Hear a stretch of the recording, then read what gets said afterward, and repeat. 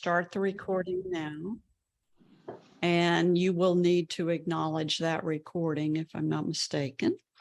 And what I will do is I will share the recording with you all tomorrow. And then that way, if you need to rewatch it or if you need to listen to something again while you're doing your homework, then you'll have the recording available. And then the same thing with next week's class, because this is a two class in a series. I will record that one and share that one with you also. And that way, if you need to re-listen to something just to get it, then you'll have me available. So I hope that you like that and that helps you out a lot. Okay, so tonight you are in basic photography class. Everybody got your handout? Correct? Yes. Okay, good. And everybody has got your, has also got your work that you were doing on before it. This class happens to turn out pretty well because we're working, all of you all that are on screen right now are working with Canon cameras. And so they're somewhat similar to each other. The lady who is not here yet, Stephanie, does have a Nikon, but I'll just talk about all your cameras individually as we're going along. What I'm going to do tonight is I am going to teach you all how to use this camera in the manual mode. And why I'm teaching you in the manual mode is this is the same way that I've been teaching for the last 26, 27 years. And so many people over the years have told me, I'm glad you made me learn how to shoot in the manual mode.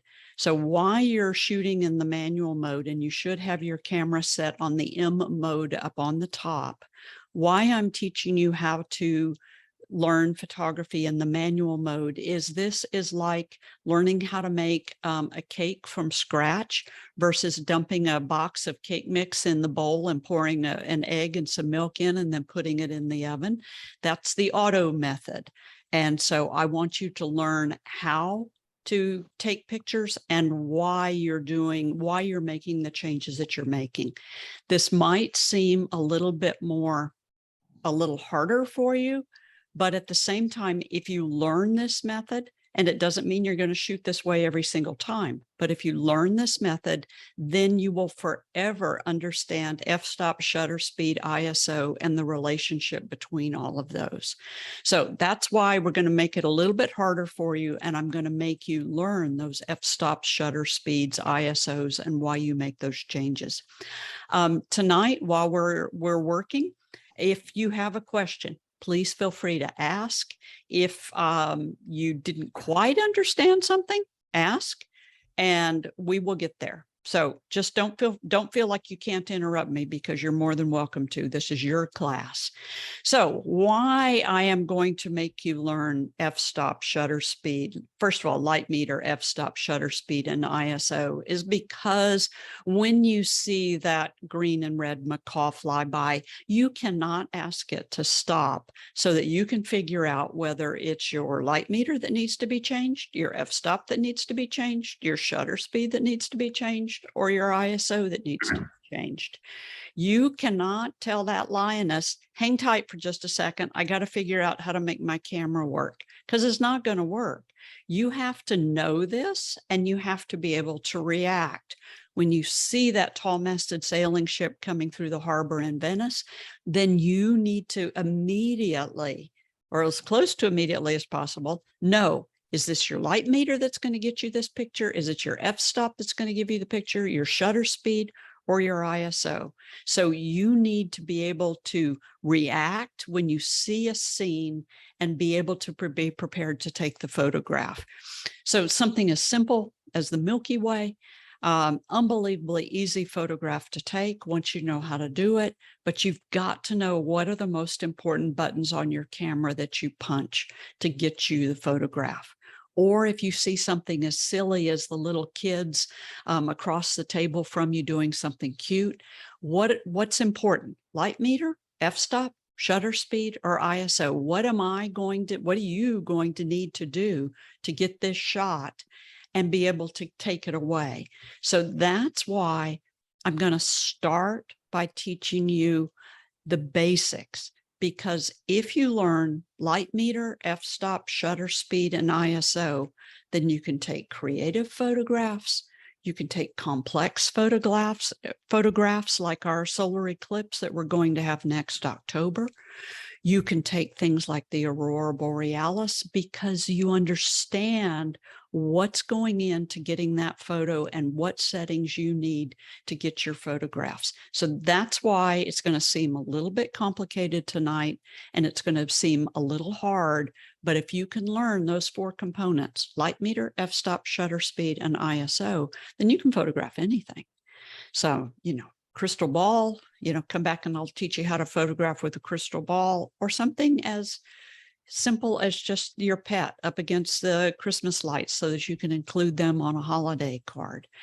All of those things you can photograph if you know light meter, f-stop, shutter speed, and ISO. So 4 basic simple components. And if you look on your handout, you'll see that that's what we're going to cover tonight, is how those all fit together, where we use them, and how we work them all together. So first of all, on all of your cameras, everybody here, I think, has a rotating screen that comes out, or a pivotal screen that comes out. Debbie, you may not on your Rebel, and then on the other Rebel. Who else? Debbie's got the Rebel, and Scott, you've got a Rebel on yours, right? Yes, And, I have the same screen. Same screen. Okay. If your screen does fold out like this, we do not photograph this way. Drives me crazy. I hate seeing people do it this way because it's a really cumbersome position to be in and to try to take pictures. So there's nothing fast about it. So with this screen that pulls out, we rotate it back and we fold it back against the camera. We do not use it as a pull-out screen. There also is a little tiny knob somewhere up close to your viewfinder, and it will either be top left, top right, bottom left, bottom right, bottom left. It'll be someplace right around the viewfinder. Did everybody find that already? It's called your diopter. Yes. Everybody found it? Okay, good. Now, you did not, Ken, on yours? Okay. No. So what that diopter does is it adjusts the view through the viewfinder for your eye prescription. So if you hand me your camera and the diopter has been adjusted for your eyeglass prescription or your contact lens prescription, I probably will not be able to see through the viewfinder. So what you do with that diopter is you look through the viewfinder, you push your button halfway down to turn all the lights on, and then you rotate that diopter until the screen, until the numbers inside the viewfinder are all nice and clear. So it's just a little teeny adjustment that you make for your eye prescription. Now, Debbie and Perry, when y'all live in the same house, and when you all adjust that diopter for your eyes, Debbie, you may not be able to hand your camera to Perry, and him see a clear view through that viewfinder. Oh, I'm not going to. Okay, you're not going to let him touch your camera. Okay, No. so you need to remember that when you hand that camera to somebody else, they may not be able to see clearly through that viewfinder because it's been adjusted for your eyes. And then also, if your eyes, like I wear contact lenses, if your eyes get tired throughout the day, then sometimes that diopter needs a little bit of adjustment throughout the day. So that's what that is right there. That's called your diopter. Did you find it, Ken? No, I still hasn't. I was looking and I could not see it anywhere. No little dial right around the viewfinder? Not. Okay. They may not have put it on that camera because it's a smaller camera. Okay. So hope, but if you find it, you'll know what it is. Might be a little dial. Okay. So Stephanie, I don't see you on the screen. You can go ahead and turn your camera on if you want.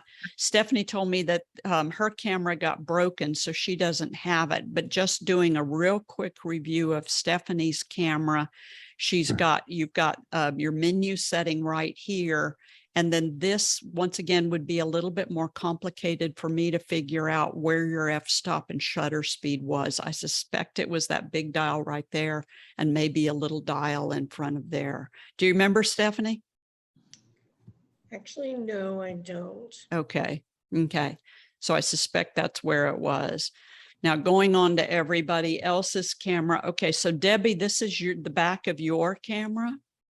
So you've got the Rebel T1i, Yes. and yours, if your f-stop is you're pushing this button right here, it's the plus minus button with the AV next to it.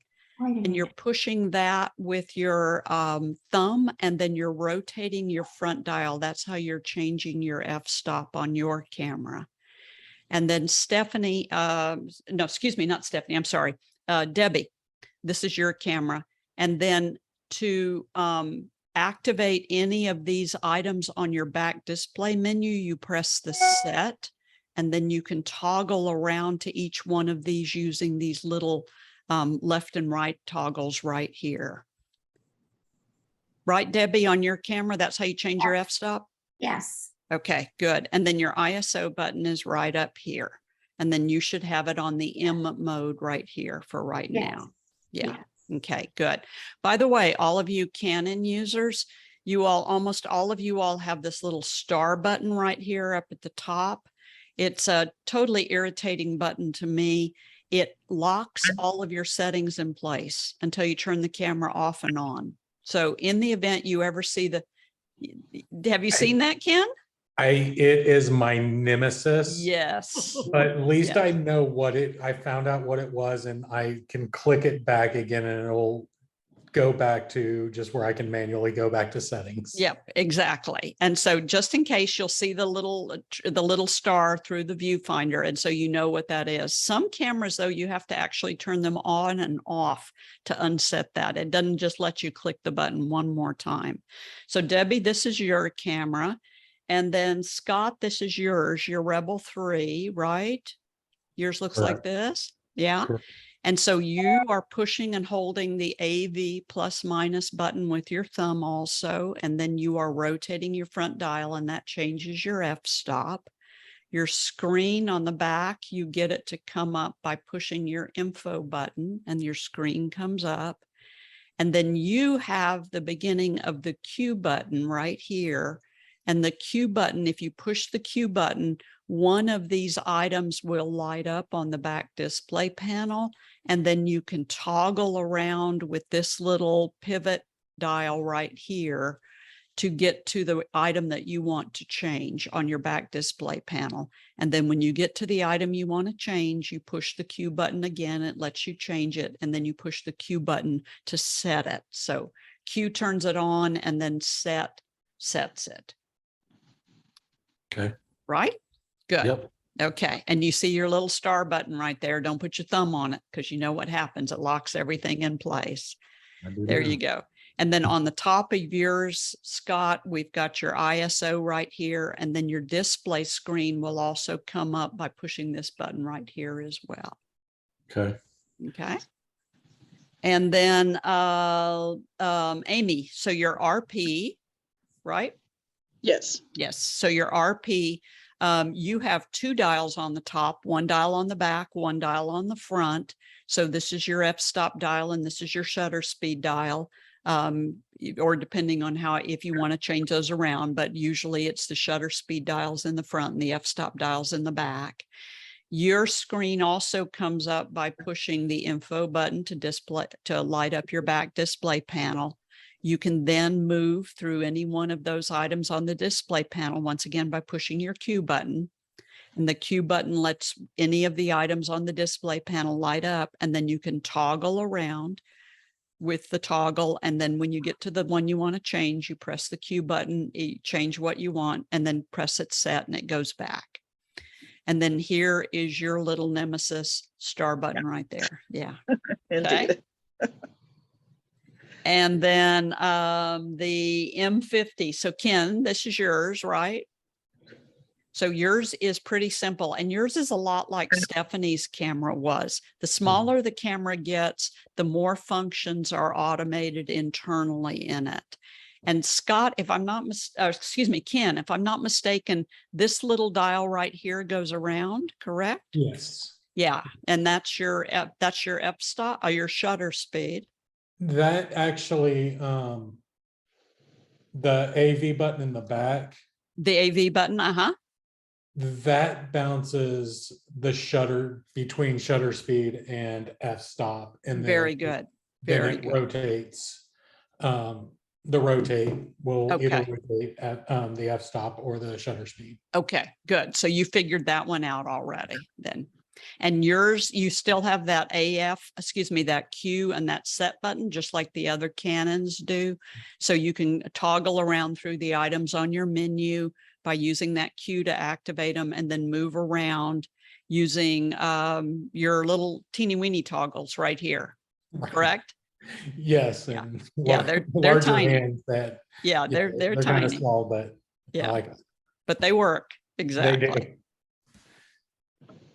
Okay, and then Scott, excuse me, and then Perry, here's your camera. You've got the 60D. And so with your camera on your back display panel, here's your Q button. You got a little bit bigger Q button. Right. Perry, for you, the back dial is your f-stop and the front dial is your shutter speed. So you've got the big back dial as your f-stop and the front dial is your shutter speed. And then to bring up this panel on the back, you press your info button twice, and this comes up on the back.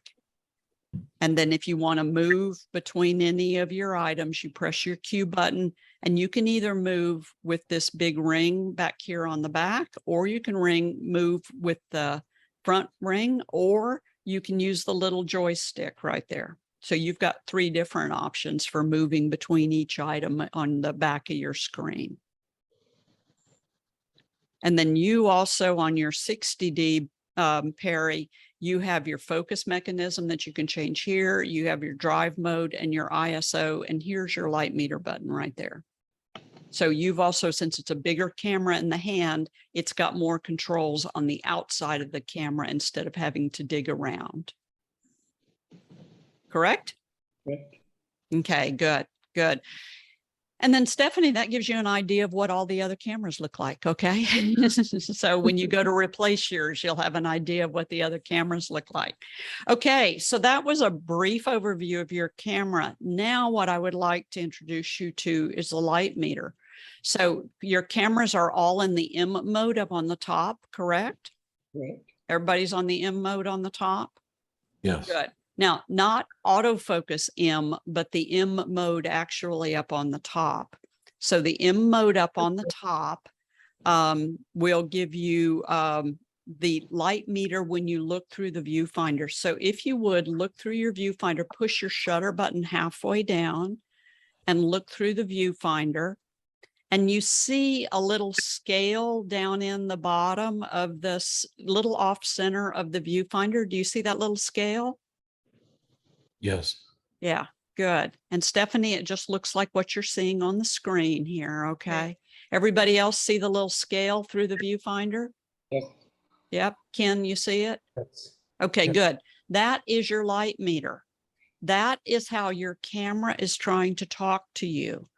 So put your camera down for just a second, because I want to explain what's going on under the hood, because many times we need to understand the science of this and what's going on under the hood.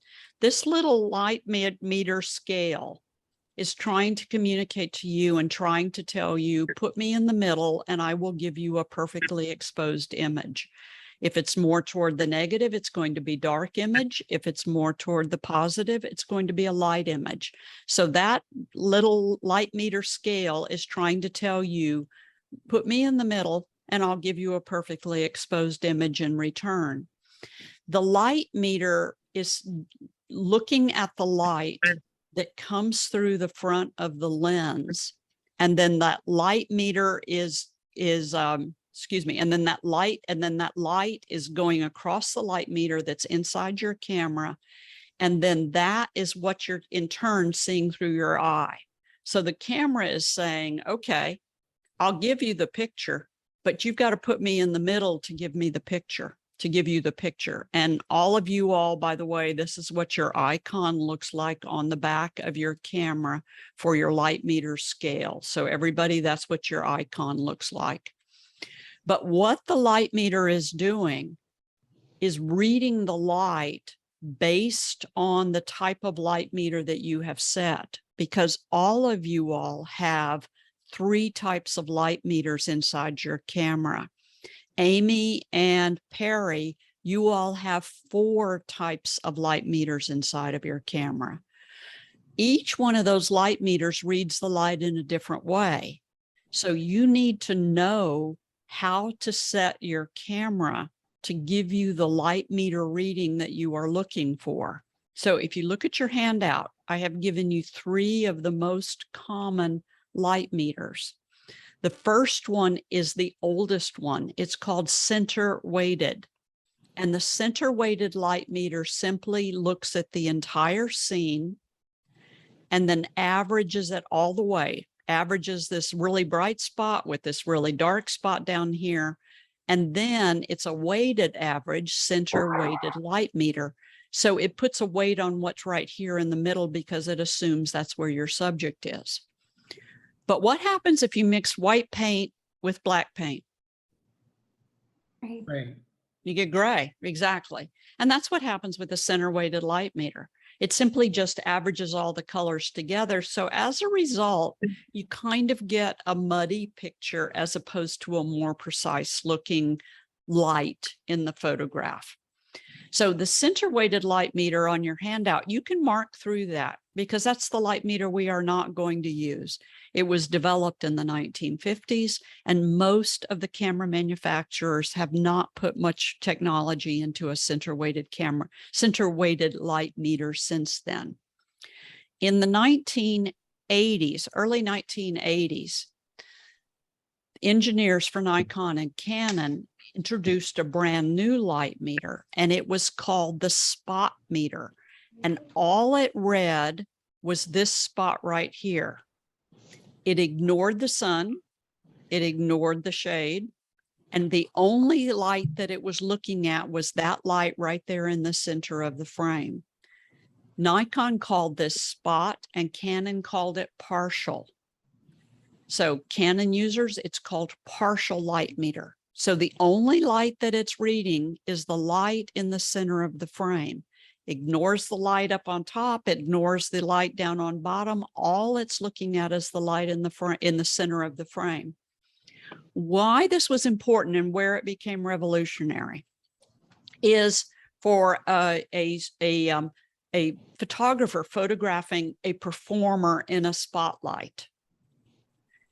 If you put that spot, that center spot on the performer in the spotlight and dialed in your f-stop and dialed in your shutter speed based on that performer in that spotlight, then your exposure would be based strictly on that performer in the spotlight. So the light meter wouldn't take into account all the dark areas around the stage. So your performer in the spotlight would come out perfectly exposed. Prior to that time, your stage would come out perfectly exposed and your performer would be completely blown out.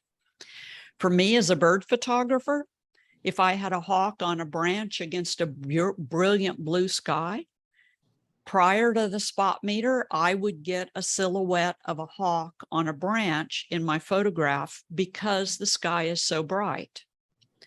Spot meter comes along, or the partial meter as Canon calls it. Now I could put that center of the frame right on the hawk on that branch, dial in my f-stop, dial in my shutter speed. Now the exposure is based on that hawk and not the whole sky around it.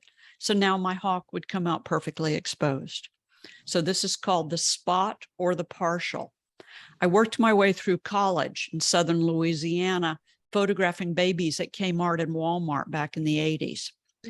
And one of the ways that we made a ton of money was we put children against solid black backgrounds or solid white backgrounds. Spot meter on the camera, we put that on the kid's face, and therefore the light meter reading on the camera was on the kid's face. So no matter what color the kid was against that black background or that white background, the kid's face was perfectly exposed, but the background just went light or dark. So this spot meter allows us to isolate a subject against a very, very bright background or a very, very dark background. So only if you have a subject against a really, really contrasty background, very, very dark or very, very light, would we punch the light meter button and switch over to spot. Today's light meters, we only need to go into spot about 1% of the time for run-of-the-mill photography. So just for everyday photography, we may not need to go into spot meter very often at all, or partial as Canon calls it. So if you want to put a little 1% next to that spot meter, you'll know that you just don't need that light meter very often, because we don't photograph things that are that contrasty very often.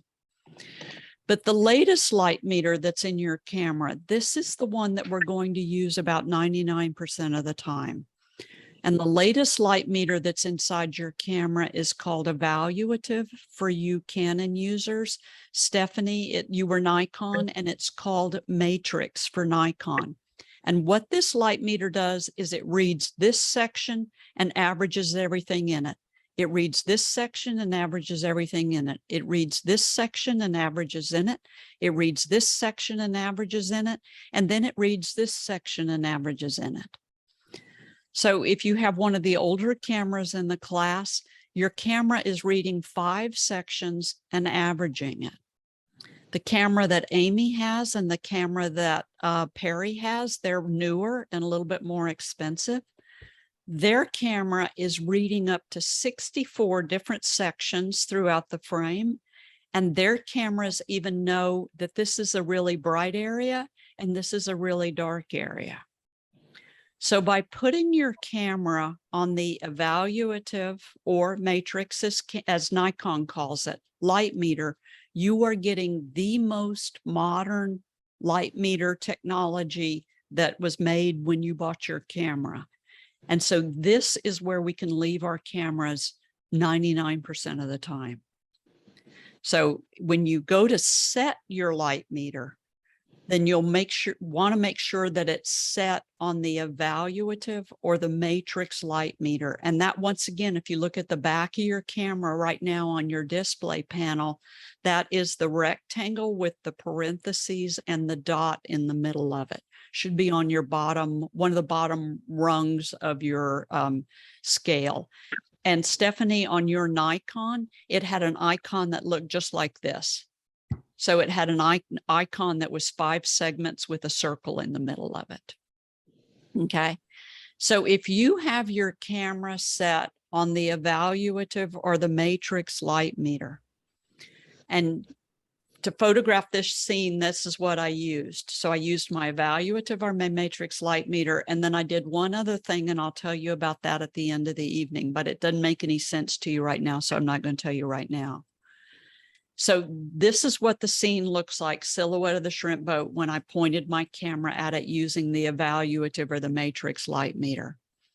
If I used the spot or the partial light meter, the one that's only reading that center spot, then this is what my photograph would look like, because I'm telling the camera only properly expose the side of the shrimp boat. And this is what it looked like to my eye. So when you go to design your photograph and when you go to tackle the photograph, you have to first ask yourself, can my evaluative or my matrix light meter handle this? Or is it so contrasty that I'm going to need to move to my spot or my partial light meter? In this case, what I needed to take was the silhouette of the shrimp boat, and that's what I got with my matrix or my evaluative light meter. But if what's in front of your subject is really, really contrasty, you've got a white subject like the barn owl up against a very dark background, this might be an opportunity for you to punch that light meter button on the back display panel of your camera, rotate the dial, and move yourself to spot meter. Might, okay? But that would be the only time that we would change that light meter from where I've got you set right now. So everybody right now should be on your evaluative or your matrix light meter. But that would be the only time that we would need to make that change, if you were seeing a real contrast between your subject and the background. Does that make sense? Yes. Yes. But otherwise, we can pretty much leave it where it is right now. But this is one more time when you need to know what's going on under the hood and why do I want to set it like this? So I always like you to know why. I want you to stay where you are. So that's your evaluative or your matrix light meter. Everybody look on the back of your camera, and can you all see the icon for your evaluative or matrix light meter? Rectangle with parentheses and a dot in the middle of it. Yeah. Everybody see? Yes. Okay, super. Okay. So once we get that set, you can just leave it there, but you want to periodically, especially if the camera has been used by somebody else, or if you handed the camera to somebody else, check those icons on the back of the camera to make sure everything's set like you want it to be. It's a little like checking your dashboard every time you start your car. You know, you'll notice when a light goes on that's not supposed to be there. So you just want to get a feel for what that back display panel is supposed to look for. So we've got the light meter set under the hood. So we've got that set where we want it to go.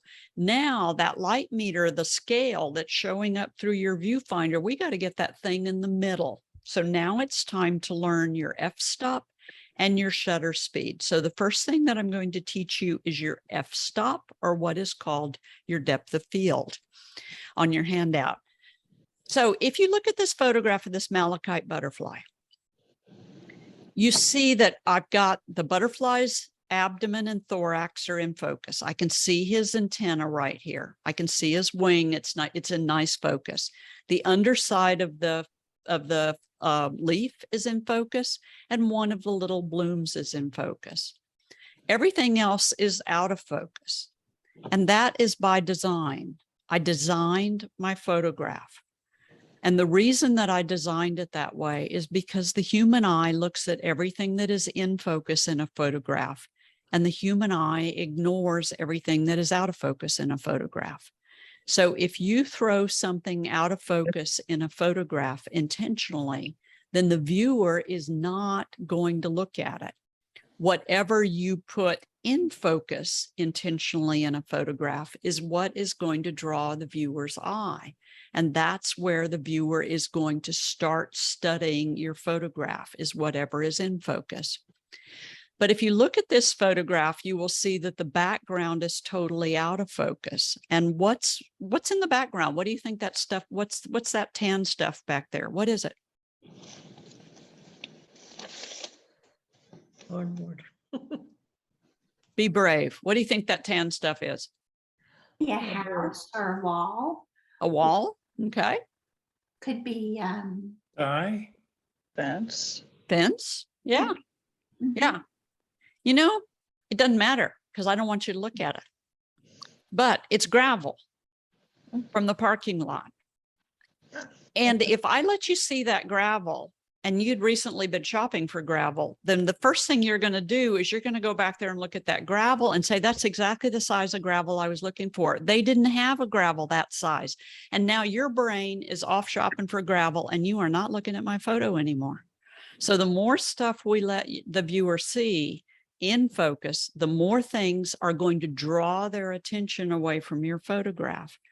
So the way that I put that background out of focus is through this thing called f-stop. So if you would please take that piece of paper that I sent to you and turn the page horizontal in front of you and turn it over on its back so that you can draw, and then turn it horizontal and give yourself plenty of room to write between these two columns of numbers. But I want you to draw a horizontal line, and then I want you to write these numbers, but give yourself plenty of room to write, because you're going to write down in this space right here. So on your horizontal line, you're going to write the numbers 2.8, 3.5, 4.5, 5.6, 6.8, 8, 11, 16, 22, and 32. And then over on your vertical line, and once again, give yourself plenty of room to write over here as well. You're going to write 500, 250, 125, 60, 30, 15, 8, 4, 0.3, 2, and then the word bulb, B-U-L-B.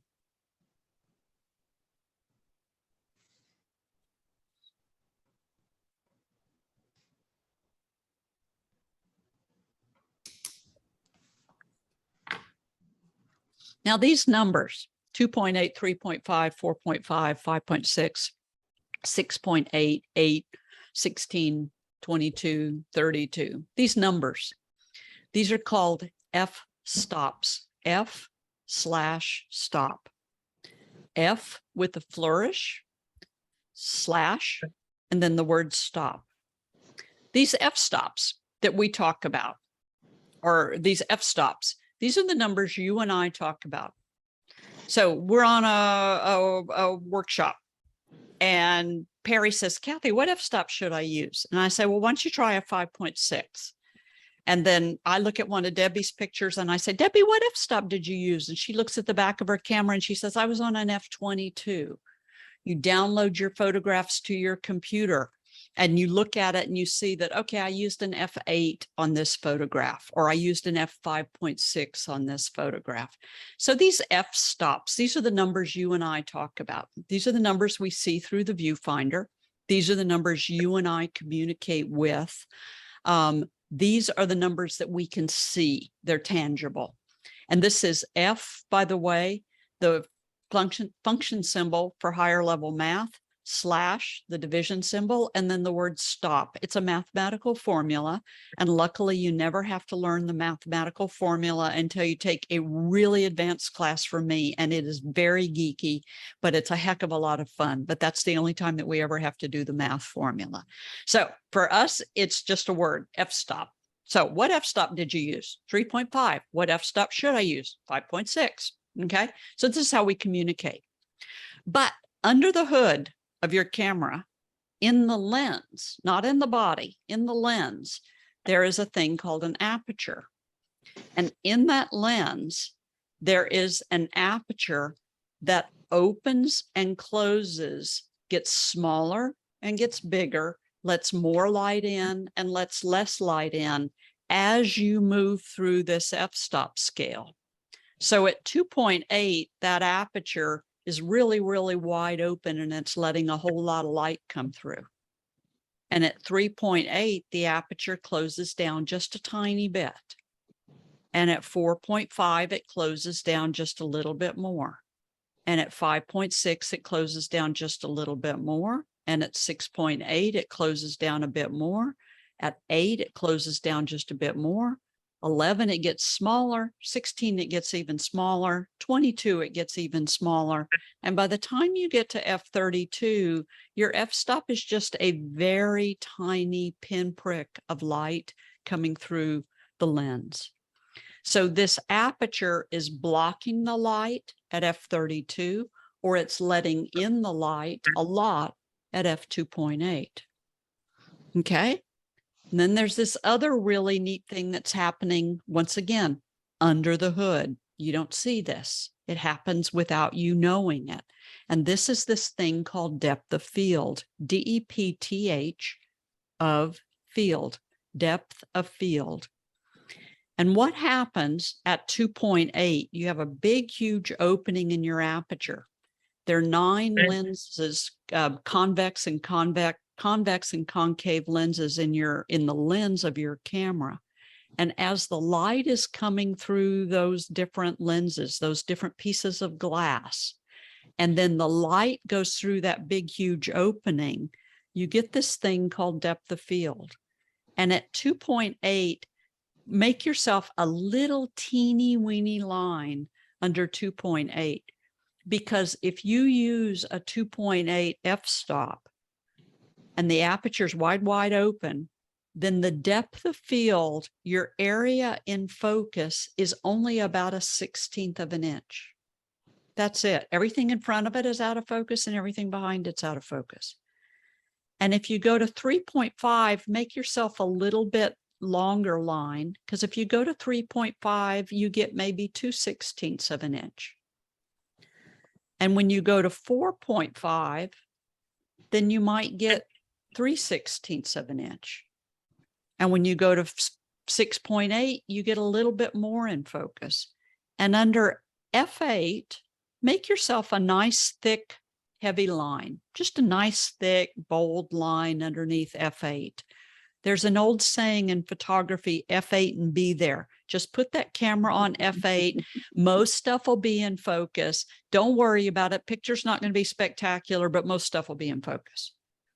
So F8, that's pretty much what the program mode does. It just makes most stuff in focus. You're not getting anything artistically outstanding, but most stuff's in focus. So F8, most stuff's in focus. And then as we go to 11, we get more stuff is in focus. And as we go to F16, more stuff is in focus. And 22, more stuff is in focus. And by the time we get to F32, infinity is in focus.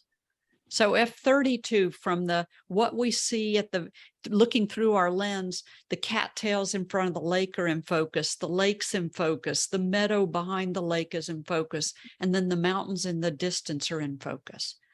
So if we want everything to be in focus in this photograph, then we would put our lens on F32. Now remember, this is in the lens. This is not in your camera. This is in the lens. It's all based on the lens. So if you look at this, it doesn't make too much sense. 2.8, small number, big opening, tiny depth of field. The way you can remember this is that at 2.8, 2 things are in focus. And at 32, 32 things are in focus. The bigger the number, the more stuff is in focus. The smaller the number, the less stuff is in focus. Is that easy to remember? Mhm. So if you just want the foreground to be in focus, but you want everything behind it to be out of focus, then you would choose your 2.8, 3.5, or 4.5. If you were doing landscape photography, you would choose your 16, 22, or 32. So the more stuff you want to be in focus, the bigger the number you would choose. So that's the easiest way that I can explain f-stop to you. Make sense? Mhm. Yeah? Okay. So your f-stop determines how much you let your viewer see and how much you let your viewer not see when you are designing your photograph. So for instance, if you look at this photograph of the statue in Italy, you see that I've designed the photograph so that her face is in focus, but her hand is out of focus. And then the wall behind her is out of focus. So what f-stop, looking at your chart, what f-stop do you think I used? 8, F6, 5.6.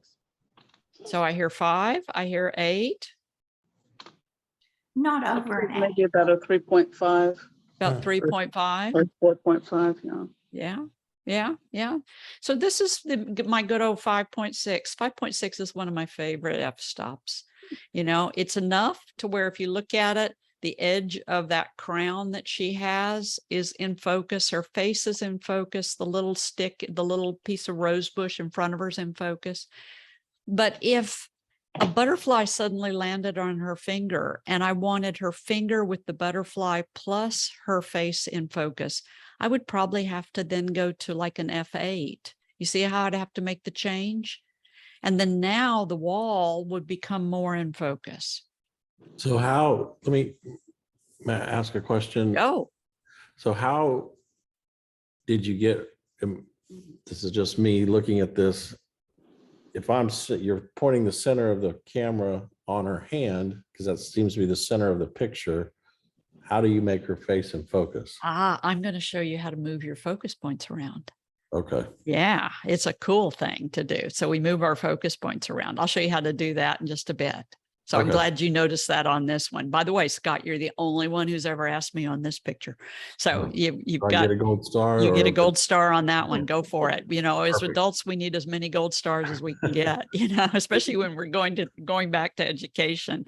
So if you look at this little girl, she's only about 2, and you can even see that her ears, where her earrings are, this is out of focus, but her face is in focus. So probably what f-stop am I using here? Hmm. 4.5. 4.5. Yeah. Yeah. So I'm using pretty shallow. I'm probably at about a 4 here, but you're right. I'm using one of those real shallow f-stops at the far end of the scale. You notice also that you can't see that background, but what's back there? What do you know is back there? Like Plant. flower pots. Pots. Yeah, exactly.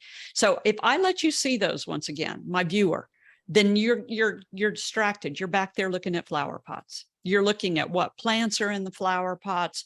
Anything that I let my viewers see, it draws them completely away from what I want them to look at. And so we're designing these photographs.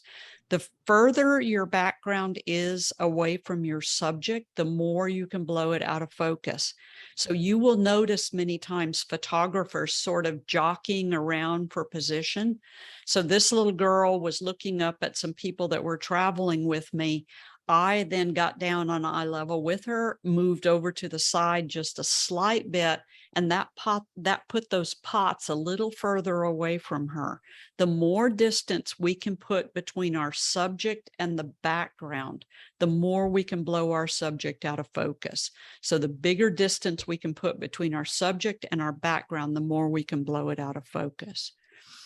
So the little girl on the swing, I don't need to show you the entire swing. It's not a commercial for a swing. 20 years later, what's important is her. So we narrow it down to what's important in the photograph. You can see that she's in a garden, but once again, I don't need to show you the garden. Your brain puts that, it just fills in that blank that, okay, she's on a swing, she's in a garden. Okay, cool. But I don't need to show you the whole garden, and I don't need to show you the whole swing, definitely, because it doesn't matter 20 years from now. What we want is that picture of her face. So you see here how using that shallow f-stop just draws the viewer's eye right into looking at the little girl, because you really can't go back there and look at anything else because it's all out of focus. So your f-stop controls how much we let the viewer see and how much we let the viewer not see. This is where we're designing our photograph.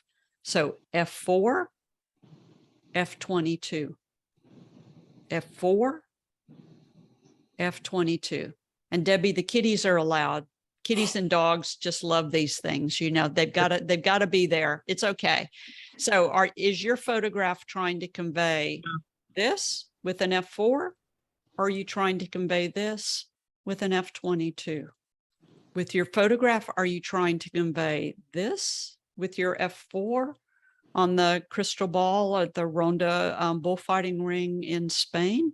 Or are you conveying this, F22? Are you trying to let the viewer see less, focus their attention on what's through the crystal ball? Or are you trying to let the viewer see this?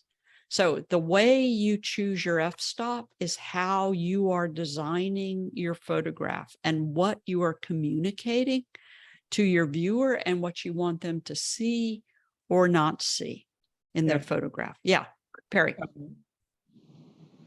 Is there just one right setting, or can you try a couple? Like what I did in the past, if I didn't know which one I wanted, I'd do 3, you know, like Yeah.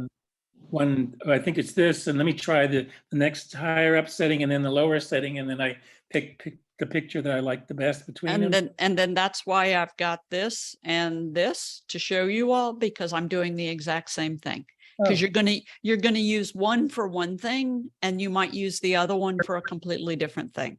And so yes, oftentimes we vary the f-stops because we're not sure exactly what we want once we get back home. Yeah, nothing wrong with that. That's part of the fun of photography. Yeah. So your f-stops control how much we let the viewer see and how much we let the viewer not see. So I'd like you to put your camera in your hand, if you would, please.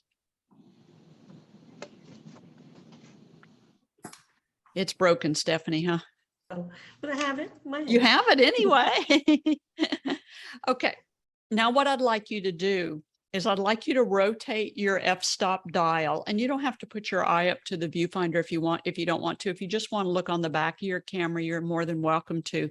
What's the lowest f-stop you can get? What's the smallest number you can get?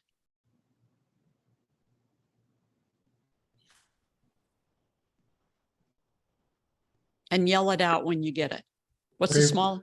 3? 3.5. 3.5, Ken, good. Smaller numbers? Scott? Hold on.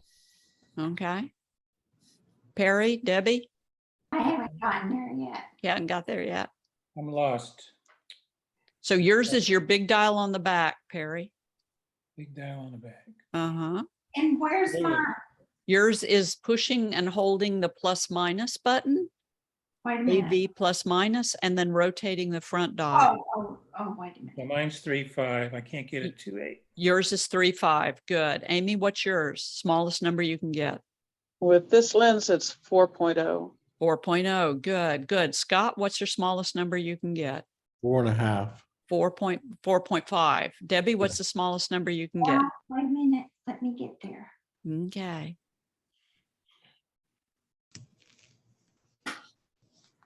Push and hold that plus minus button in the middle of the back of the camera and then rotate the front dial at the same time, Debbie. Well, I gotta get my display up there. No, you doesn't even need your display. Oh, You can- okay. You can just look through the viewfinder if you want to. Okay. And then- you just push and hold that plus minus button and then rotate. And then the front dial. Uh-huh, right.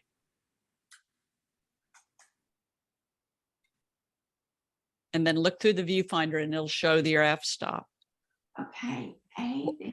While we're waiting on Debbie, everybody else tell me what your biggest f-stop is that you can get. 22. 22. 22, good. 22 and then 44 zoomed in. 22 Or and I'm not 40 44, I'm sorry, 40 zoomed in. 40 zoomed in. You getting it, Debbie? No. No. So push and hold the plus minus button on. First of all, you got to turn the camera on It's on. and flick the shutter button just to turn on all the display panels. Just flick the shutter button one time. And then press and hold that plus minus button on the back. Yes. Oh, there we go. Okay. Yeah. And then there. rotate the front dial. Okay. And then So I can go just to 5. just to 5. Now, what's the biggest number? Rotate it the other direction. What's your biggest number? 32. 32. Okay. Perry, what's your biggest number? 22. 22. Okay. Scott, your biggest number? 22. 22. Okay, good. Now, everybody zoom your lens and see if you can get a new, bigger number. Zoom your lens in or out and see if you can get a new, bigger number. And put that display panel all against the back. Scott, makes it easier. Goes all the way up to 36. 36, right? When you zoom the lens. When you zoom the lens, Amy, what'd you get? I got a 38, 38. And you zoom the lens back and you got a 22? 22, yes. Yeah, yeah. And Ken, on your camera, once again, you went from 22, 40 to, 40. what was your small number? 3.5. 3.5. Good, good, good, good. Did you see that, Debbie? When you zoom that lens, you've got a new bigger number? Mhm. Yeah, okay. That's called, everybody has, and Stephanie, you had this on your camera too. It's called a variable f-stop lens. And what it means is that when you zoom in, you get a small number, but if you zoom out, you get a new, you can't get that number anymore. You can only get a new smaller number. And the variable f-stop lens is lighter and less expensive than a fixed f-stop lens. So if you had a lens that let you go to f4, no matter where you zoomed, then, and it went to f22, no matter where you zoomed, then that lens would be heavier and more expensive, and sometimes by as much as $1,000 more expensive. And so the variable f-stop lenses that all of you all have, this allows the lens to be lighter and less expensive. So the quality, I'm not going to say anything about the quality, it just allows it to be lighter and less expensive. So that's what the f-stops you can get are all based on what lens you are using. If you have a lens that has a 2.8 or a 1.4 or something like that, these are specialty lenses. And sometimes, especially on the internet and Instagram, you know, they're just really hot about these lenses, that these lenses are absolutely great. But I want to show you this picture of my cat Socks. And Socks doesn't necessarily like his picture taken. He's just the only one around many times when I need somebody to photograph. If you look at the picture closely, you'll see that Socks's nose and part of his eye are in focus, meaning because your depth of field is a plane, it's a flat plane. So the flat plane of this cat's nose and eyes, this is a lens that is a 1.8 lens, meaning that it has a very, very shallow depth of field at 1.8. And it took me nearly 50 photographs, me holding the camera, the cat moving. It took nearly 50 photographs to get one photograph where his nose and his eye were in the same plane of focus. All the other, because it was so shallow. Why you would use a lens that has a 1.8 or a 2.8 or something like that is because of its construction. It's designed to give you a very pure, creamy, soft background. You would not shoot it at 1.8 or 2.4 because chances are, unless you were in a studio, it would be very difficult to get your subject in focus. But if you shot it at f4, you're going to get a much more beautiful bokeh or blown out background than you would get with another lens. So it's what's known as a specialty lens. Okay. So what you all are all working with are called variable f-stop lenses. And you see that everything's going from the 3.5 range to the 22-32 range, which is perfect, exactly what you need for everyday photography. Okay. Questions on f-stops? Or on the f-stops on your lenses? No, y'all good? Okay. So if you look at this photograph, what f-stop did I use? I can see all the way up the river. What f-stop did I use? 20. 22 Mhm. at least. Good. Everybody see that? Oh, Everybody understand? Yeah. Okay. So congratulations. You get another gold star, Scott. Everybody else too. Okay. You're an hour into class and you can already look at a photograph and you can tell me what f-stop I used. Congratulations. You're already there. So if you look at the photograph like this, yes, I used an F22, an F32, but in this case, I used an F32. So to get that maximum depth of field all the way up that river, then I went down to the river, put my camera on a tripod, and then set my f-stop on F32. Now I got my camera on tripod. I'm in a location I want to photograph. I know that I'm going to use my evaluative or my matrix light meter. I know I'm going to use F32. Okay, now I got to balance the light meter. And I balance the light meter now with my shutter speed. So shutter speed, let's go back to that chart that you just drew, and let me tell you about shutter speeds. So shutter speeds stop motion or shutter speeds blur motion. So if you look at this photograph of the water in Costa Rica, you notice that the water is all blurry. See that? But you've never seen anything like that in real life. Because if you saw this river in real life, it would be turbulent. So this is the first of our photography tricks that we would play. But shutter speed stops movement or blurs movement. So going back to your chart, and if you look on your handout, I have given you your shutter speeds. Now, put your camera back in your hand.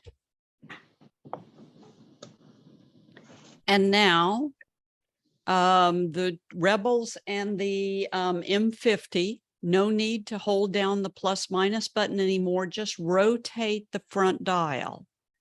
And Amy and Perry, you all rotate your front dial instead of your back dial. Okay. So what's the fastest shutter speed you can get? 2,000, 4,000, 8,000? What's the fastest shutter speed you can get? 4,000. 4,000, good. I'm at 4,000. 4,000, 8,000. 8,000, okay. What'd you get, Scott? Not sure yet. Hold on here.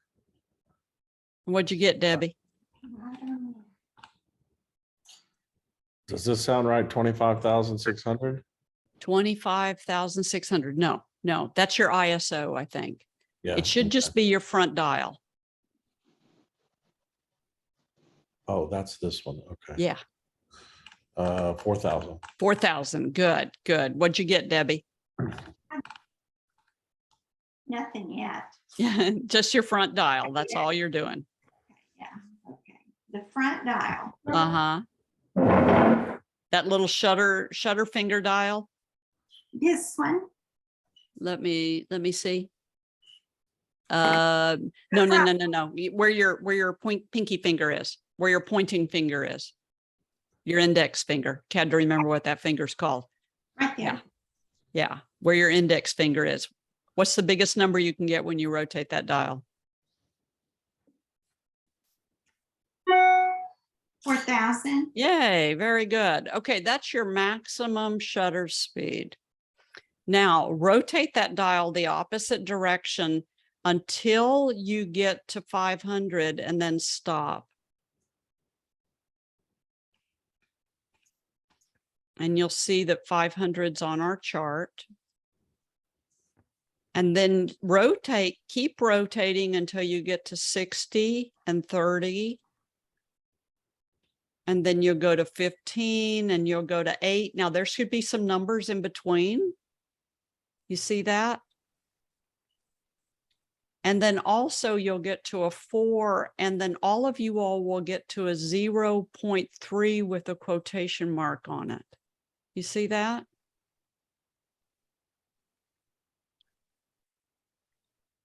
Yep. Yes. Yes. You got it? Yes. Everybody? Yeah. Okay. And you notice that 0.3 with quotation mark, that's a third. It's a decimal. But before that, all of you Canon users had a 3 right before that, didn't you? Right. And that 3 is a third of a second too, because those whole numbers are fractions instead, really.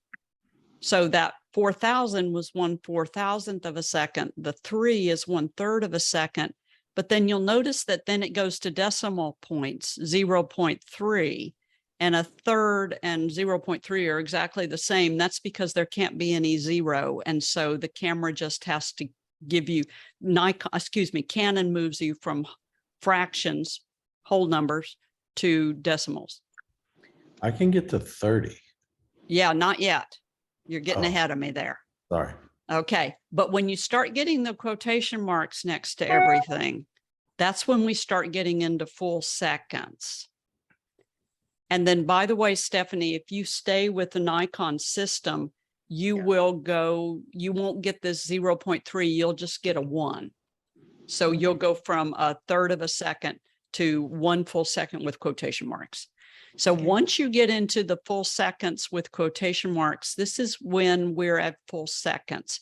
So 2 with quotation marks is 2 seconds. 4 with quotation marks is 4 seconds. Scott, you already found your 30 seconds, right? Yes. Yeah. Now 30 seconds, you have never known how long 30 seconds is to wait until you took the photo wrong and you have to stand there for 30 seconds and wait for you to be able to take the next photo.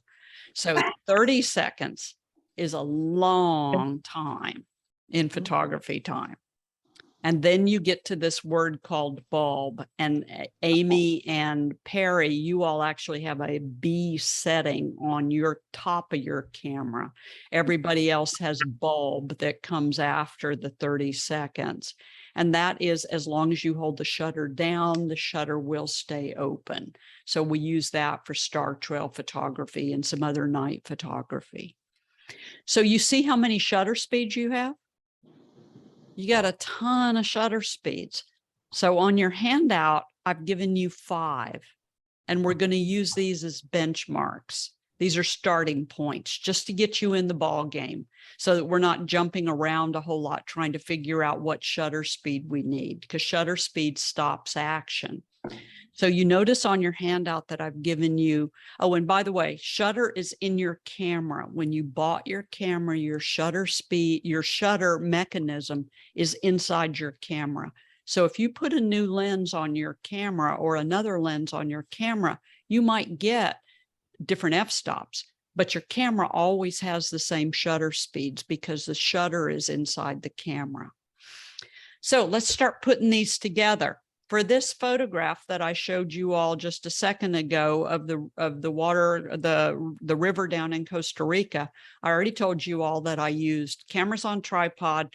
I've got my evaluative light meter set. I've got my F32 set, and now I need to balance my light meter.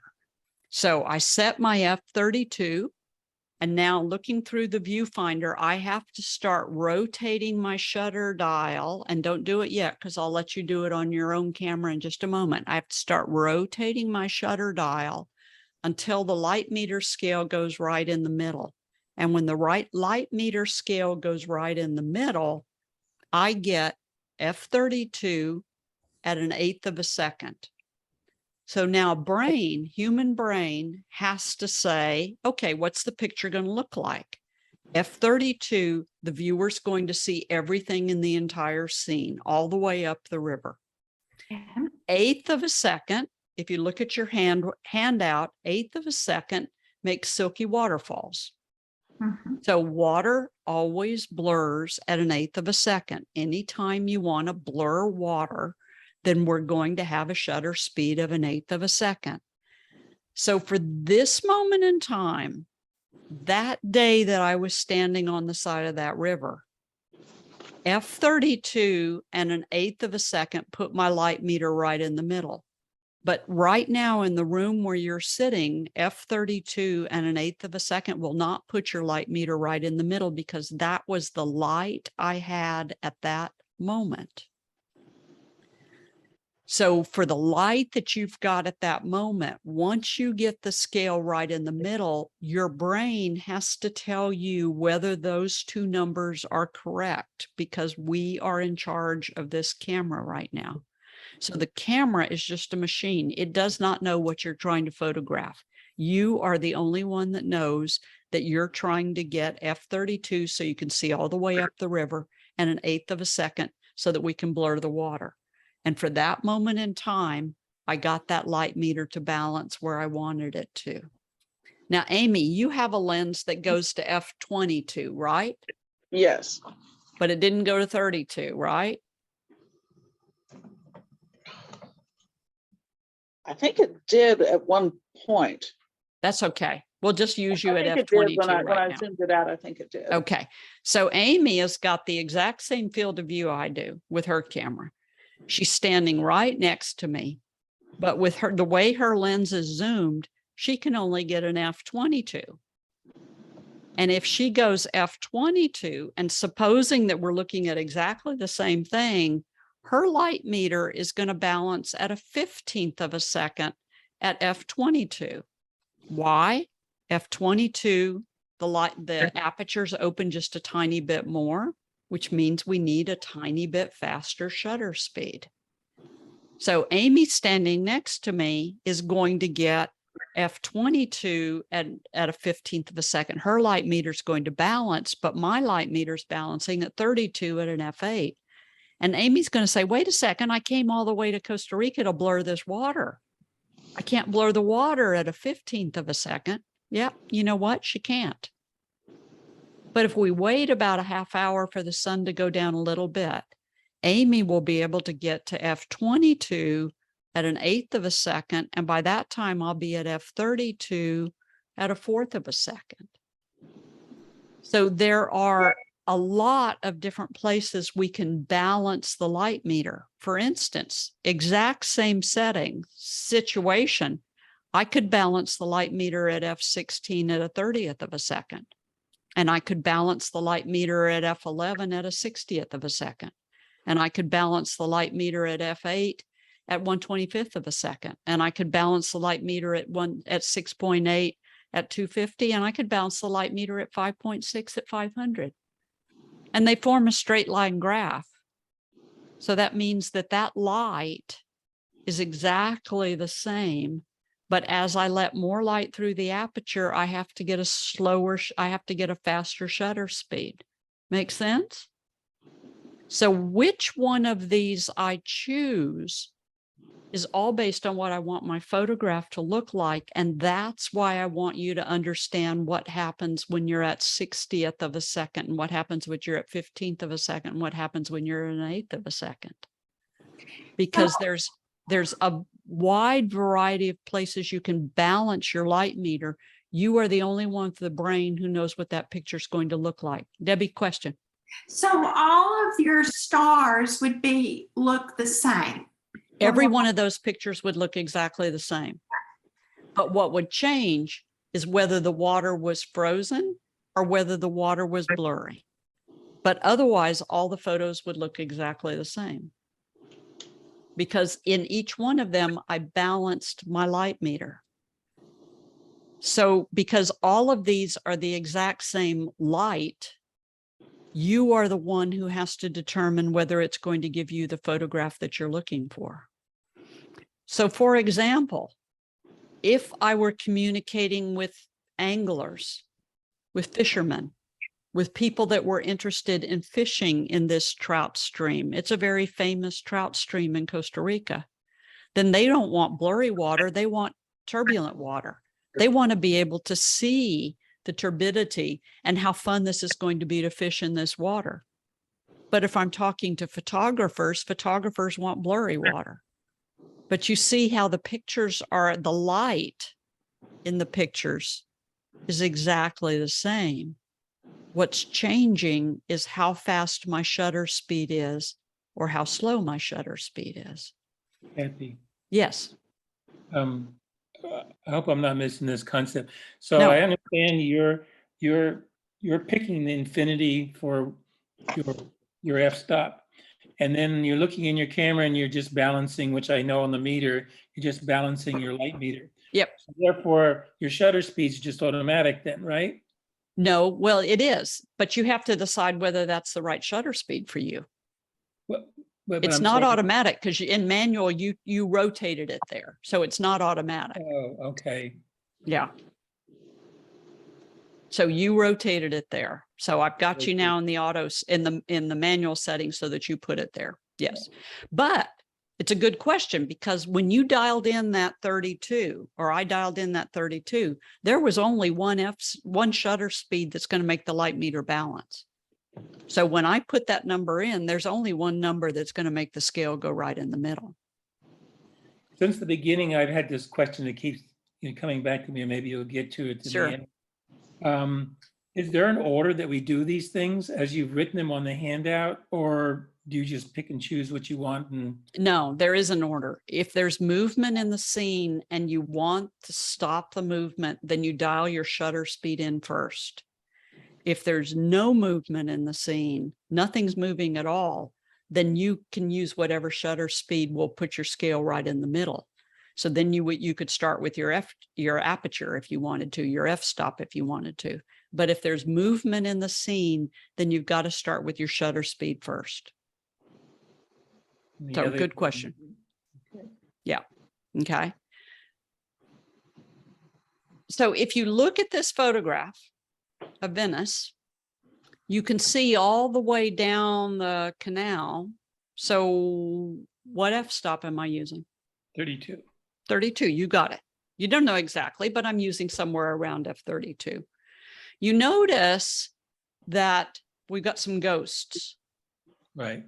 but we've got one lady who's kind of standing still, another lady who stood still for a little bit and then disappeared.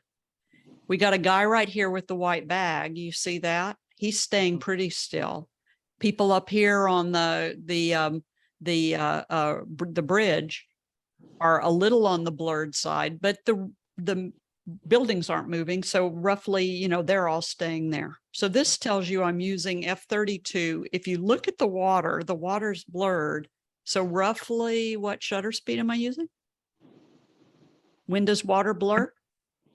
At 8. Eighth of a second, exactly. So what you know is I'm somewhere lower than an eighth of a second, but you don't know exactly where. So an eighth of a second makes people who are walking blur as well, but it makes water blur as well. If you want the gondolas to show up, then you've got to have a fast enough shutter speed to stop the gondolas. See the guy with the white bag? He's still there. So if your shutter speed's too slow, the gondolas don't show up at all. If you want the gondolas to show up, then I need a shutter speed that's fast enough to stop the gondolas. The gondolas aren't moving really fast. They're just kind of drifting along. But if you want to stop the gondolas, then you know that you need a shutter speed in the 60th of a second, or maybe even 1/25th of a second. You notice in this photograph, the guy's leg, he's walking kind of fast. So his leg is a little bit on the blurry side. And you notice that the sailor down here, who's probably walking fast, he's a bit on the blurred side.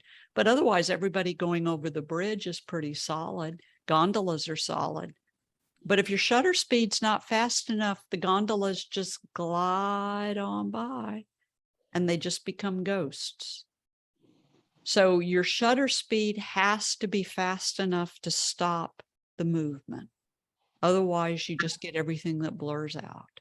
So if there's movement in the photograph and you want to stop it, then yes, Perry's right. You lead with your shutter speed. So let's explore the shutter. We did shutter speeds already on your camera, didn't we? So we've already explored your shutter speeds. Okay, let's balance your light meter for the first time then, okay? Put your f-stop on 5.6.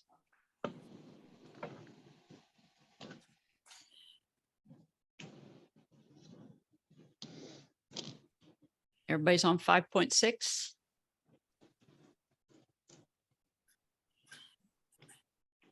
Yes, Yes. yes, good. 5.6? Yeah.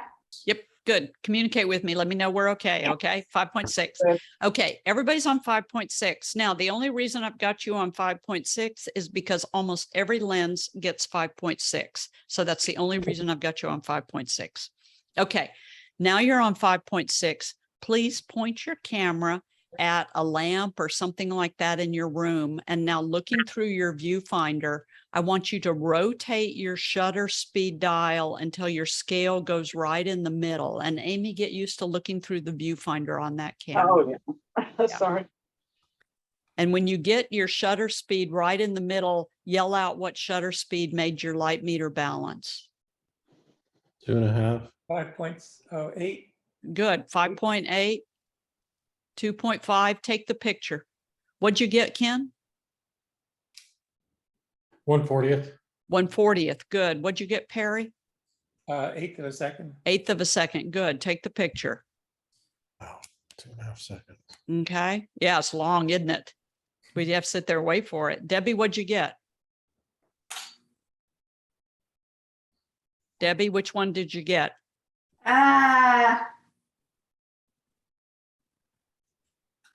I don't know. Okay. Everybody else, point your camera at a dark place in your room, maybe under your desk or something like that. And now do the exact same thing. Amy, get used to looking through that viewfinder. No. Yeah. And then I'll get keep there. it on f5.6. I just want you to use the shutter speed to put the scale right in the middle. So point your camera at a dark place or under the desk. What shutter speed do you have? 6 seconds. At a 6 second. seconds. Woo. Oh, 1 second. 1 second. Good. Take the picture. You got a long way to go, Ken, on that one. 4 seconds. 4 seconds. Good. Yeah. Yeah. Now point your camera at the lamp or the light overhead or the brightest area in the room. Debbie, you getting that to balance? I am. Good. Good, good, good, good, good. And then point it at the brightest area and now put the scale right in the middle. And then take the picture. When you pointed it at the brightest area, what shutter speed do you get? 1/15. 1/180. 1/80th of a second. Good. 1/15. 50th of a second. Good. I got 1/5 of a second. A fifth of a second, even the brightest area in the room, Scott, only a fifth of a second? It's an LED light. It's pretty dark. It's pretty dark in there. I don't isn't know. it? I'm making that up as I That's- go. Okay, okay. And now pull the picture up on the back of your camera. And when you pull it up on the back of your camera, these are not the greatest photos in the world, but does it look like it does in your room? Does the light look like it does in your room? Yes. Yeah, Ken? Somewhat, not all the shots. not all of them. The one up at your lamp overhead's probably a little on the bright side, isn't it? Actually, everything's there. It's just the ceiling is extremely dark in the background. Yes, because it exposed for that bright lamp up there. Yeah. Yeah. Now point your camera someplace neutral, meaning just, someplace, just around your room, some books or whatever, and do the same thing. Balance it at 5.6. So keep the 5.6. The only thing you're changing is the shutter speed. And then take that picture again. Tell me what shutter speed you got.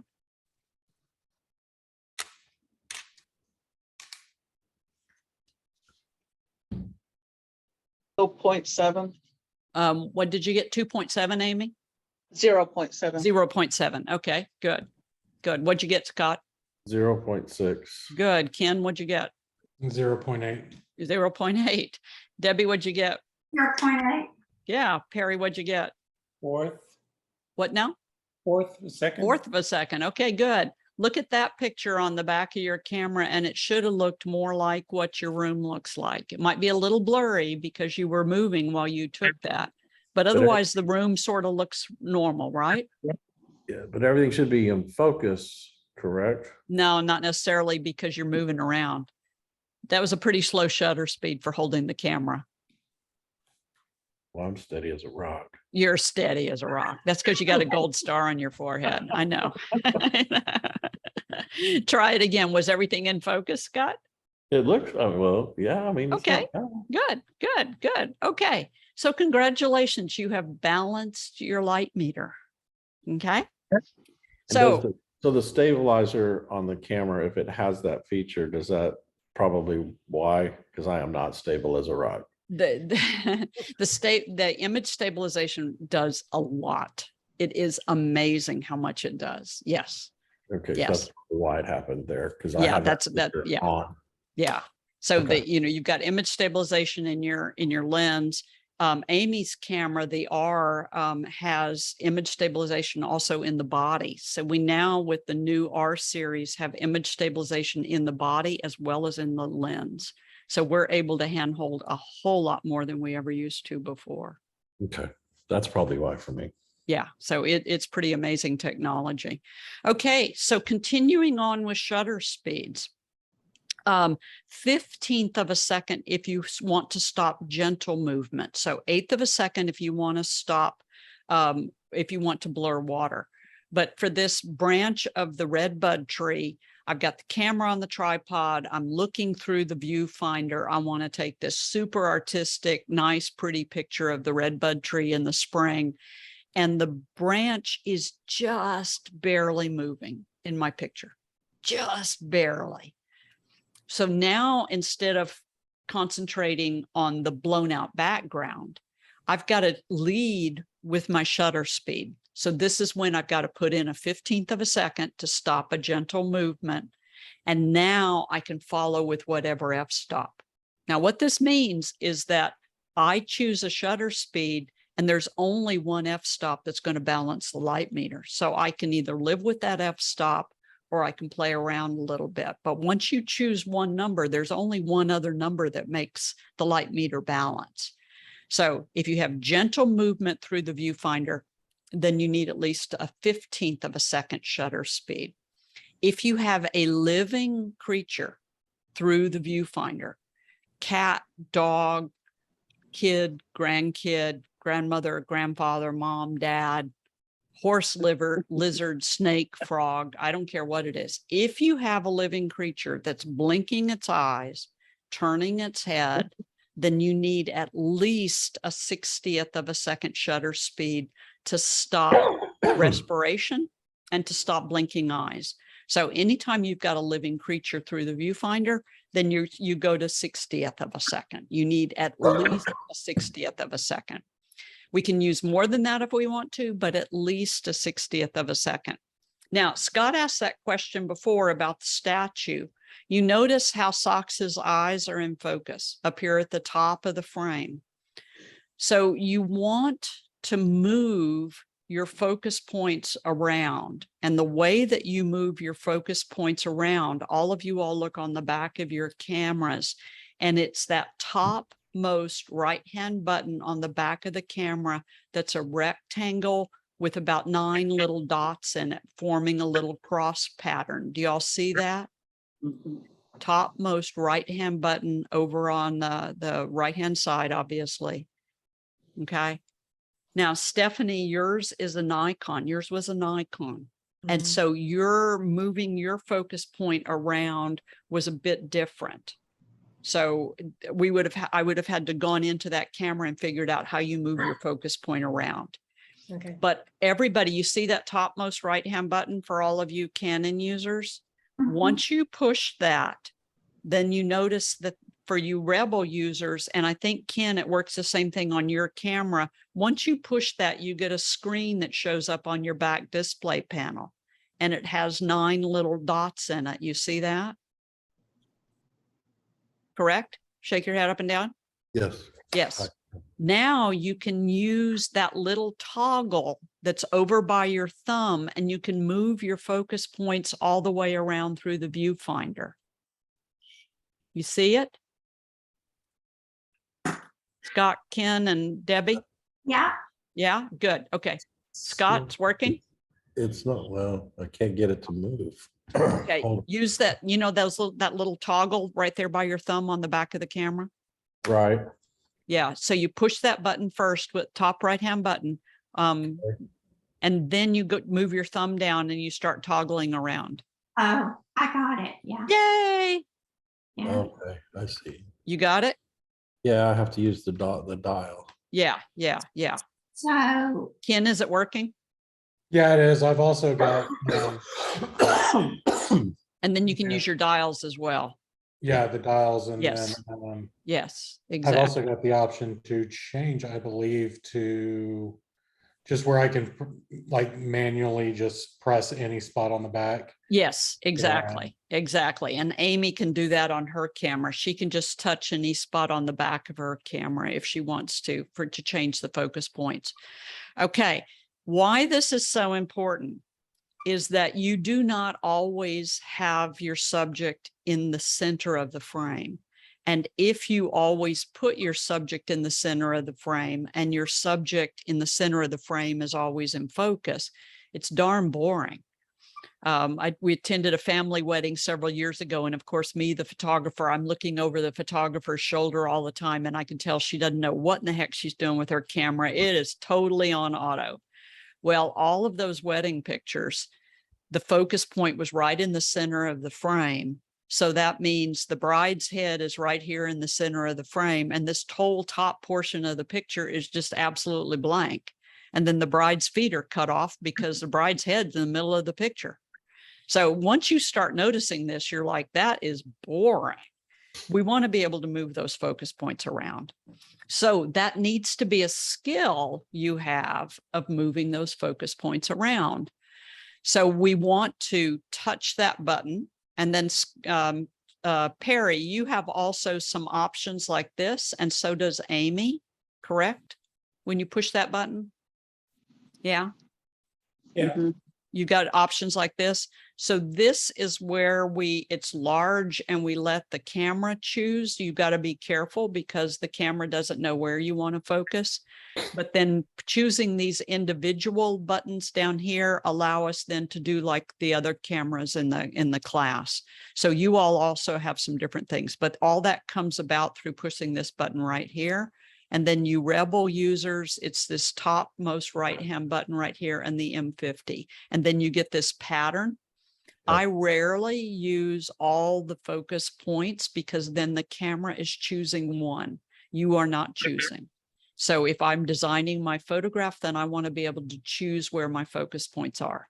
Stephanie, when you're looking at that new camera, ask how easy it is, or research how easy it is to be able to move those focus points around, because this really does make your pictures look different. So you just want to be able to do it pretty fast. Okay, yeah. So for instance, with this lion in Africa, she was laying down on the grass. She was completely buried. And I was in the Land Cruiser looking down on the top of her head. And the guide I was with told me, Kathy, the moment she hears the other lion roar, she's going to raise her head up. She's going to look around to see where the other lion is, and she's going to leave. That's all you're going to have. So knowing how big her head was, I chose a focus point that's up about right here, one focus point. And then I put it down on closer to her head. And then as she raised her head up, I repositioned that focus point on her eye. Had I used all of the focus points, I was just showing Perry and Amy where they have that big cluster. Had I used all the focus points, then the grass would have caught the autofocus mechanism and I would have lost the shot because it would have focused on the grass. So by doing that one individual focus point, it allows you to narrow down where your focus is going to be. It allows you to not get the guy's hand in focus, but his face in focus.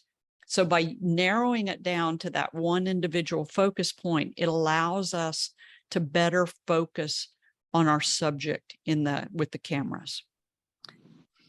Make sense? Yes. 250th a second is what we need if somebody like this guy is riding along in a parade and it's a light trot. So guys going by in the Go Texan parade, I've got my focus point up on his face. I've got to have a shutter speed of 250th of a second because he's walking by. So I've got to change my shutter speed so that it's fast enough to stop him. And I don't want my focus point to get caught off by his hand there. 250th of a second is what I need for a little kid on a swing. Yeah, Perry, question? Perry, did you have a question? No, I didn't. No, okay, good.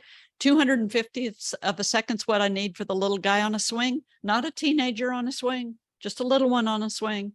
So 250th is what I need to get him. And you notice that the background is all the way across the playground. So I positioned him so that he's not competing with the background, and the background is just going to be all out of focus so that we're looking just at him. 250th of a second is what I need on this blue-gray tanager down in Costa Rica. And you see how the focus point off to the side allows my photograph to look different. The bird's not smack dab in the middle of the frame. So lest you think this was really complicated to do, there's a feeding platform right underneath that you can't see. The bird is landing on that perch right above that platform. And then this species of bird is regularly hanging by their feet right above the feeding platform. If he's going to do it once, he's going to do it twice. I'm going to move my focus point and I'm going to get my photograph. So that ability to move that focus point around just makes it so much easier. Amy, on your camera on the RP, does it have animal eye focus? I don't think it does. No, you don't have animal eye focus. No. Okay. Okay. The newer cameras, another thing for you to look at, Stephanie, has animal eye focus. So it will go and find this eye and it'll focus on this eye if that's what you have set it for. It also has human eye focus on some of the newer cameras. So it'll look for a human eye or an animal eye. If you do, Amy, it's in your red menu. It's in your red menus, like number 3 or number 4. Okay, If you don't find it, email me tomorrow and I'll see if it has it. Okay. okay. So 500th of a second is what we need for the whale's tail. So for the whale fluking, then I need at least a 500th of a second, if not more. Now, I would rather have 1,000 to 2,000, if not 4,000 for a fluking whale. But because of the light I had, I did not have enough shutter speed to be able to go to 1,000 or 2,000 or 4,000. So I went, because I could only go so high on my shutter speed, I went to, because of the light that we had, I went to 500th of a second, because water forms balls in a splash at 500th of a second. So you know how water blurs at 1/8 of a second? Well, water forms balls in a splash at 500th of a second. So I knew that when that whale fluked its tail out of the water and splashed that water all around, and then started sliding down into the ocean, if that water was still streaming around, it would give me the drama that I was looking for. Now, I just said I didn't have enough shutter speed. I didn't have enough light to get to a higher shutter speed. So the fourth component that we haven't talked about is ISO. So I'm not going to let you push the button and rotate the dial on your ISO, but I just want you to look at your back of your display panel and you see where your ISO button is on everybody's camera. You see? Yeah. So if it turns out you don't have a high enough shutter speed to photograph what you want, then you can push the ISO button, raise the ISO, and the higher your ISO goes, the higher your shutter speed can go. So if I wanted to go to 1,000th of a second on this whale, then I could have taken my ISO from 100 to 200, or maybe 100 to 400, and that would have let me go higher. The higher your ISO, the higher your shutter speed is going to be able to be, up to your limit on your camera. Your limit on your camera, as everybody told me, was only 4,000 or 8,000. So you can't go any higher than that because your camera won't do any higher than that. But the ISO allows you to get a higher shutter speed in the event that you need it. But what happens is you also degrade the quality of your photograph. So in this photograph taken in the Sahara Desert, we were out there for a couple of days in Morocco photographing the night sky, doing the Milky Way and some other things in the dark of the Sahara Desert. And we're waiting, the guys have fed us, and now we're all waiting for the sun go down so that we could start photographing on the sand dunes all night long. Lest you think I am roughing it, there is a flush toilet in that tower. Okay, so we're sleeping in these tents, but we do have a flush toilet. Okay. But the guys are playing their drums, and I'm going to take a picture of this. I'm not going to miss this. So put camera on tripod, raise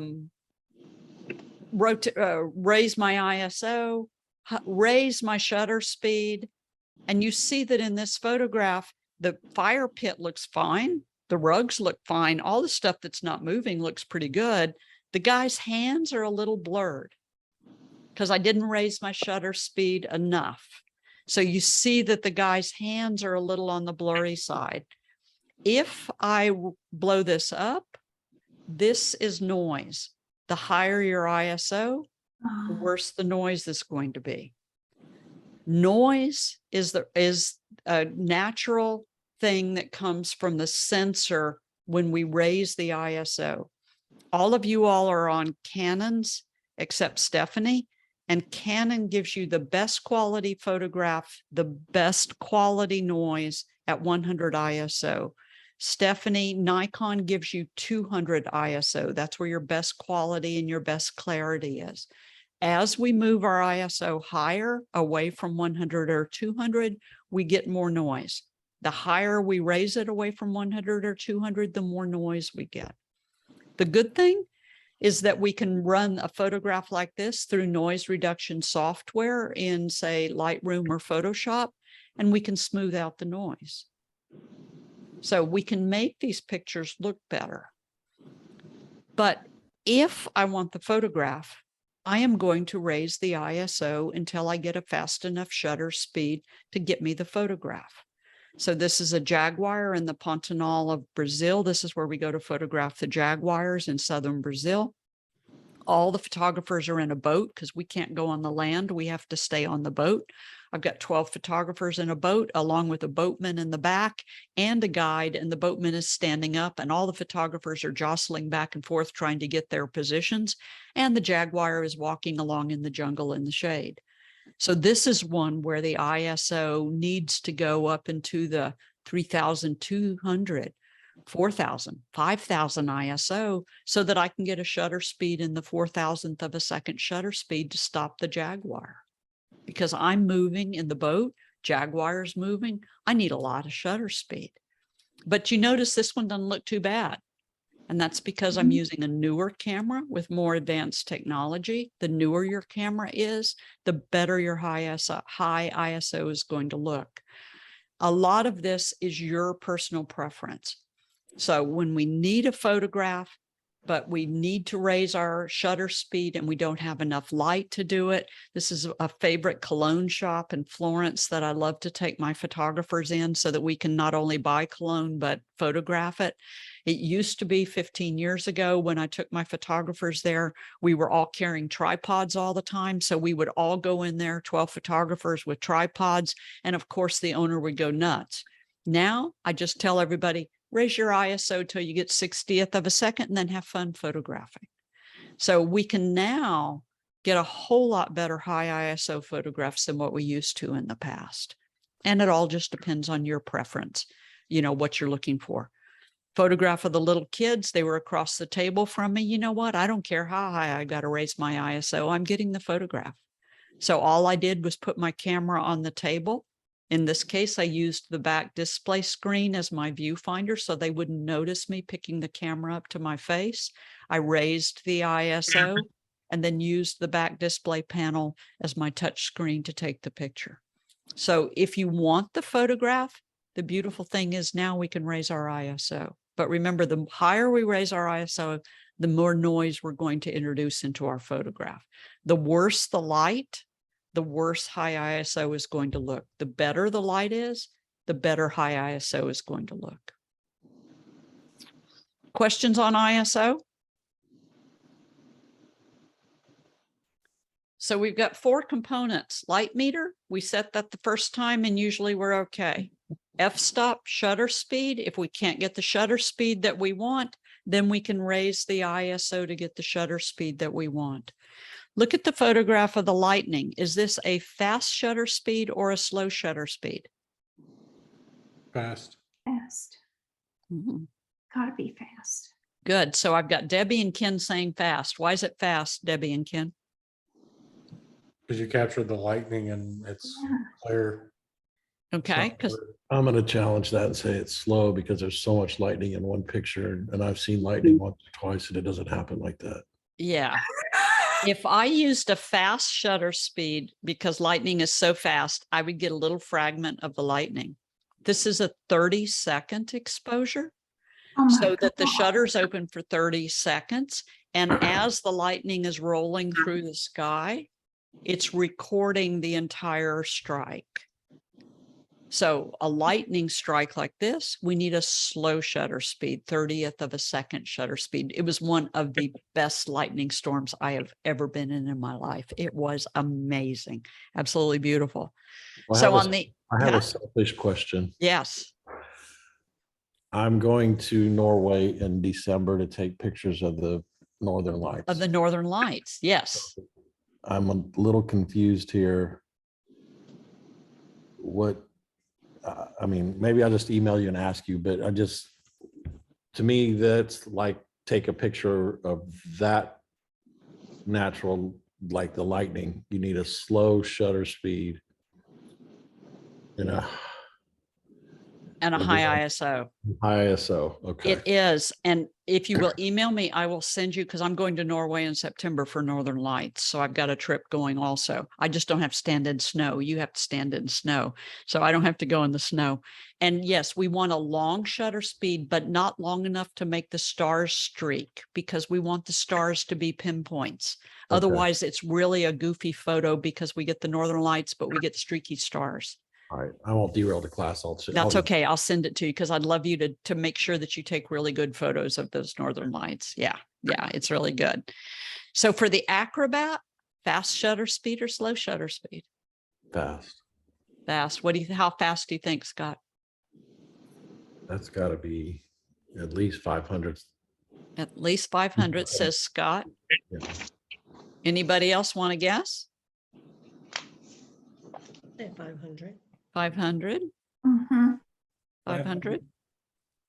Perry, what you think? 500. 500, 4,000 folks. Wow. 4,000. 500 would just give you a total blur. So Really? she was flipping and twisting and turning throughout the air. She was an amazing acrobat. And you notice everything is frozen. Hair is frozen, shoelaces. This is 4,000th of a second shutter speed. And you see that I'm out on an island. I'm in the Greece Islands. I've got plenty of light. So I just made sure I could get at least to 4,000th of a second shutter speed. So my ISO, because I had so much light, didn't really have to be that high. But I just knew that from watching her work that I was going to need as much as I could get. So I went all the way up to 4,000th of a second on this one. 500 would have definitely blurred. Definitely. So if you want to show some artistry, and you don't want to raise that ISO all the way high, let the flags blur, because that little bit of movement in those flags shows us that there's some movement going on. That little bit of movement in those dresses shows us that there's some movement going on. So we don't have to freeze every single thing. You can have some things blurred and some things frozen. So that's once again where you play around with it. And what's your artistry? What are you going to show? So don't think that you've got to freeze every bit of movement every single time, but you do need to freeze those totally captivated expressions on those people. So, we do need to freeze that. So the last thing that I leave you with, pull one of those pictures up on the back of your camera, and you will see that if you press your INFO button after you pull that picture up on the back of your camera, you get your histogram to show. Everybody see your histogram? Yes. Yes, or it's your DISP button or your INFO. Now, what this histogram is showing us is it is a graph of all the colored pixels in your photograph, going from blackest black on the left-hand side to whitest white on the right-hand side. So you see on this bottom graph, you can see it. So if we took every pixel in this photograph, converted the photograph to black and white, and then separated all the pixels out with the blackest black ones on the left, graphed them, and then the whitest white ones on the right. This just simply shows us how many colors of each pixel we have, or how many numbers of each pixel we have. I do not care if the histogram goes up and down many times. I don't care if the histogram slopes on one side, but the histogram should touch the left corner and touch the right corner. If it touches the left corner and the right corner, you captured all the pixels in the photograph. But pull up that picture you took of the lamp in your room. Do you see that it's blinking at you where the lamp is? Pull that picture up on the back of your camera. Is it blinking at you? Yes, mine is. Yay, good, Ken. Scott, it's blinking at you? Yes. Okay, good. Debbie, Amy, Perry, Yeah. they're blinking at you? Yep. Yeah. Stephanie, did you ever see the blinks when you looked at a picture on the back of your camera? Yeah. Good. Okay. Okay. So what those blinks are is those blinks are showing you anywhere you have pixels that go up the y-axis all the way over, not before the y-axis, all the way over to the y-axis and go straight up. This is where you have pixels that are totally white, completely blown out, no detail whatsoever. So how you use that histogram. Here I am with this cat. You can already tell I'm a cat lover. So here I am with this cat in this bookstore, and the sun is coming through the corner of the window. So I know that that sun coming through the upper left corner of the window, I know by the design of my photograph, that is going to be blown out and that's going to blink. That's the design of my photograph. That's okay. I'm willing to live with it.